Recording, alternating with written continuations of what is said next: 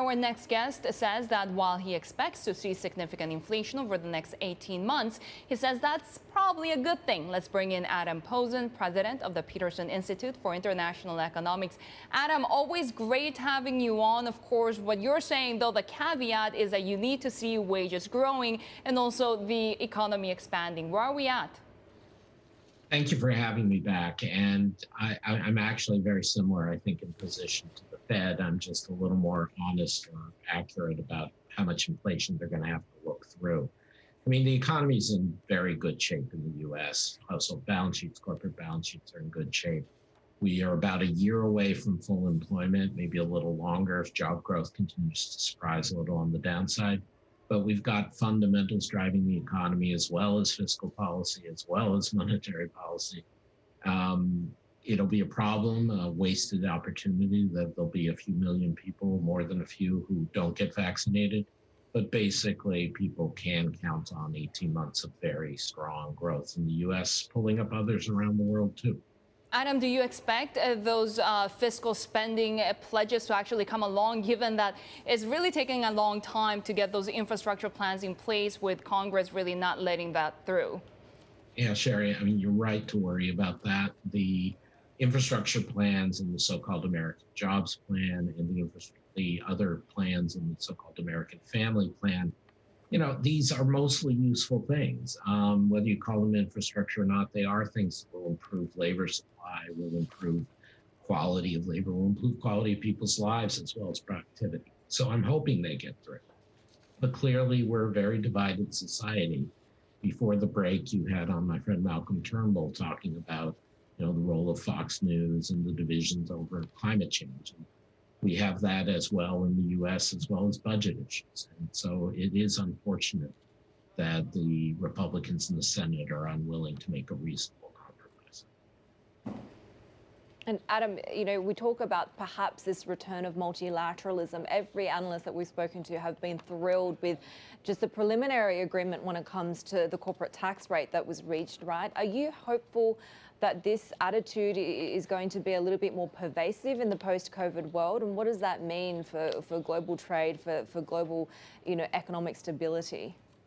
It's a good question. And I think we have to distinguish between what the U.S. is able to deliver and what we're able to get globally with and without the U.S.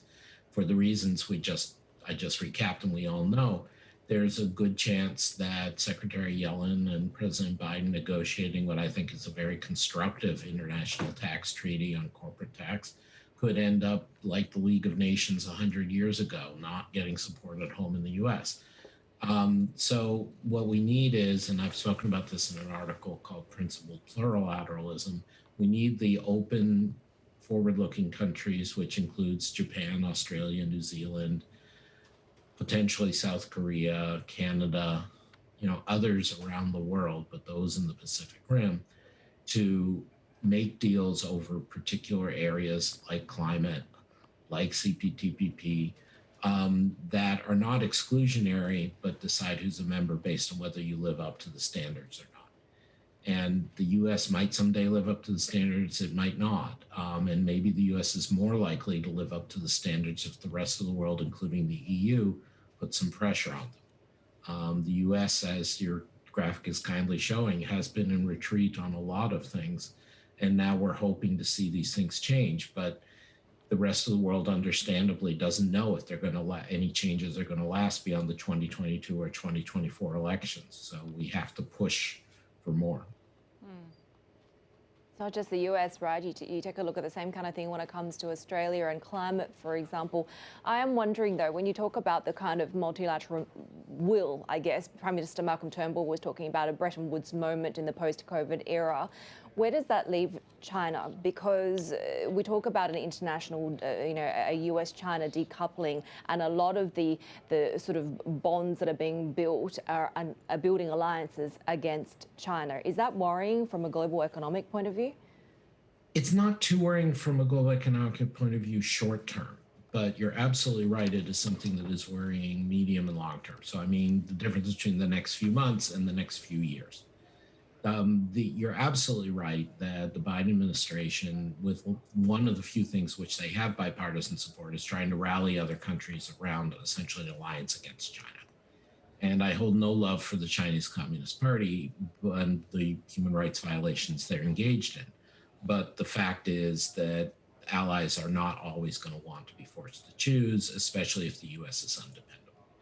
So what we are seeing is an attempt to have China involved positively where it can be. And the US recognizes this. I mean, Secretary of State Blinken has spoken about, in the American parlance, walking and chewing gum at the same time, confronting China on human rights abuses, confronting China on technology theft. You're putting up now the forced labor issue, which is, of course, critical, but at the same time, working with China on vaccines, working with China on climate change. Now, is that going to be easy? No. But at least if all the grown-ups in Beijing, Washington, but as well as Canberra, Paris, and so on, agree that that's at least what we should be going for, then there's some hope. Adam, I'm really curious about what you think of the reaction that this competition is having within the United States, because, of course, we saw the Senate passing that big bill on how to compete with the U.S., measures of over $200 billion in order to increase R&D, become more competitive.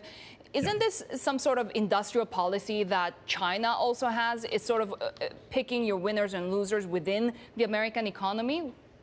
I think you're spot on that the U.S. is using the China threat to try to mobilize certain kinds of economic actions. And there were plenty of progressives and moderate Democrats who were saying, well, the Cold War wasn't all bad because we got more investment in science and technology and education and mobilizing people.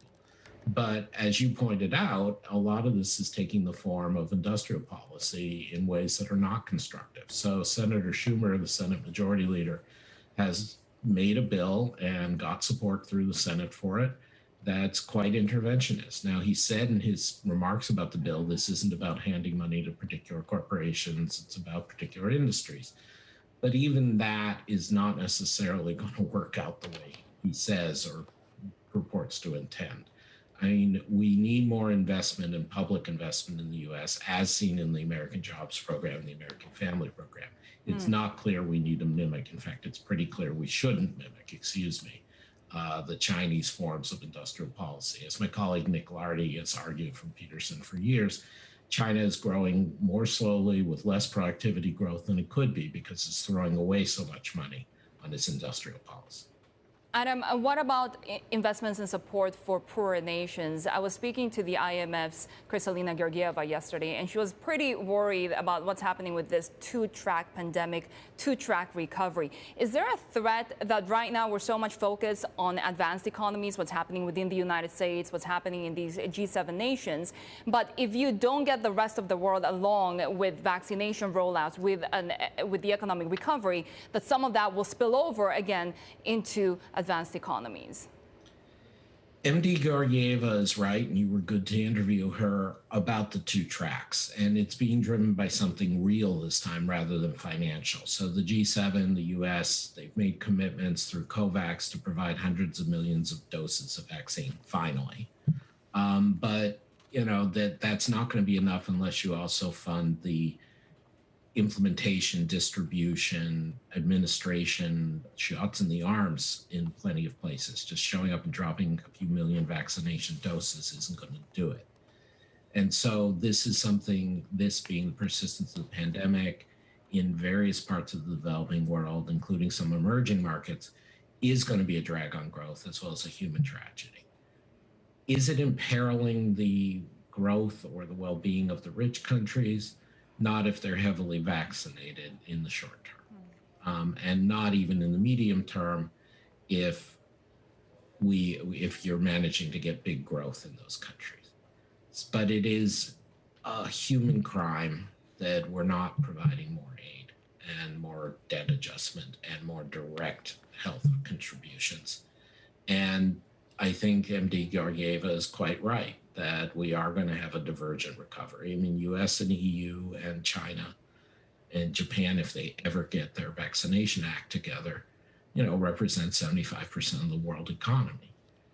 But what's going to happen to much of Africa, Latin America, South Asia, Central Asia is going to be a tragedy in slow motion. And there's no reason, with so much growth and so much cheap interest rates, there's no reason why the rich world shouldn't be doing more than they're doing.